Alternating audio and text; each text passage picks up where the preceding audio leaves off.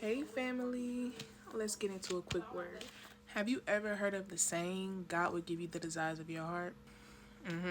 Yeah, me too. So then you get by yourself and you get alone with God and you start asking and praying for the desires of your heart. You saying, God, can I have this? God, can you please provide me this? God, can you please bless my life in this way, right? And after all that praying and begging and pleading to God, you still don't feel like your prayers are being answered. Well, let's take it back to Psalms 37:4 in the Old Testament. In Psalms 37:4, David says, delight yourself also in the Lord, and he shall give you the desires of your heart. I'm going to read that one more time. Delight yourself also in the Lord, and he shall give you the desires of your heart. I think a big thing that people miss when they hear God will give you the desires of your heart is the delight yourself in the Lord. That's the first step. See, when we have desires in our heart, they may not always align with God's will.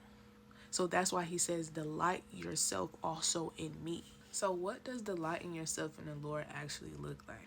It means being content with just you and God.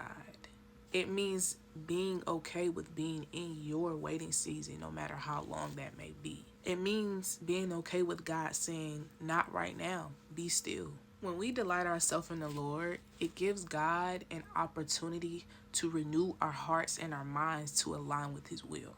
Once he aligns our hearts and our minds with his will, our hearts will automatically change the desires that we once had to automatically fit perfectly with his will for our lives. And just fruit for thought, have you ever thought that maybe God is not giving you desires of your heart because he knows it's going to hurt you in the long run? I mean, he is an all-knowing God. So I leave y'all with this. Love God intentionally. Be okay with where you are right now. If you don't have it, it's probably because of a reason. God's rejection is his protection.